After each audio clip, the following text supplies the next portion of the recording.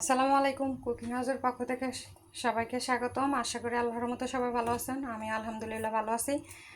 আমি আজকে বানাবো সাগু এগুলা দিয়া ফালুদা। প্রথমে আমি সাগুগুলা ধুইয়া এখানে নিয়েছিলাম, এখন আমি সিদ্ধ বসা দিছি।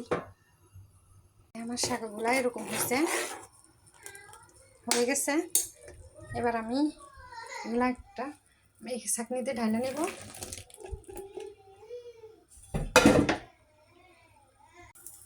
একটা পাতিল আমি আবার বসা দিচ্ছি, এখানে একটু সামান্য পানি দিয়ে দেবো। পানি, তারপরে এখানে যে নুডলস সিদ্ধ করে নেব। তারপর যে আমার নুডলসগুলা সিদ্ধ করা হয়ে গেছে, এক প্যাকেট নুডলস ধুয়ে নেব। এটাই আমি বসা দিচ্ছি। এখন আমি এখানে ফালুদা বানানোর জন্য দুধ বসা দিচ্ছি। 250 গ্রাম দুধ বসাচ্ছি। এর মধ্যে আমি চিনি দিয়ে দেবো সামান্য, 2 চামচ চিনি হবে দিয়ে দিছি মিষ্টি হওয়ার জন্য।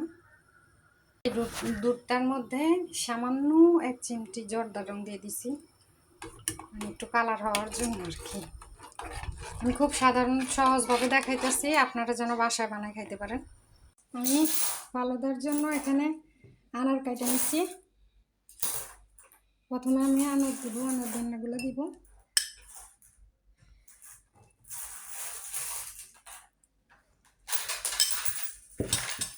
তারপর আমি সাবুদানা দিব।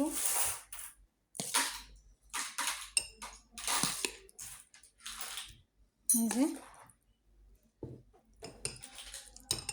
সাগুগুলো দেওয়ার পরে আমি দিব যে নুডলস।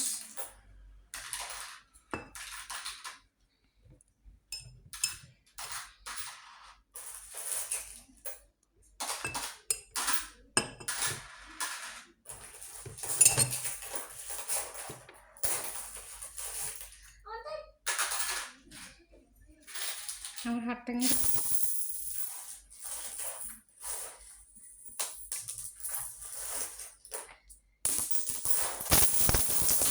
যতটুকু লাগে এর উপরে আমি আরও কটা আনার বেশি দিয়ে দিব। এই যে খুব সাধারণভাবে সহজভাবে দেখাইছি আমি, আপনারা যেহেতু বাসায় কইরা খাইতে পারেন সুন্দরভাবে। তারপরে আমি দিব এই যে দুধটা জাল দিয়ে রাখছি চিনি দিয়া।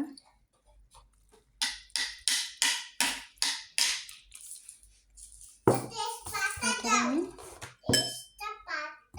একটু আইসক্রিম দিয়ে দেব। ফালুদাটা আমি খুব সহজভাবে দেখাইছি, আপনারা যেহেতু বাসায় খাবেন কইরা, খুব সহজ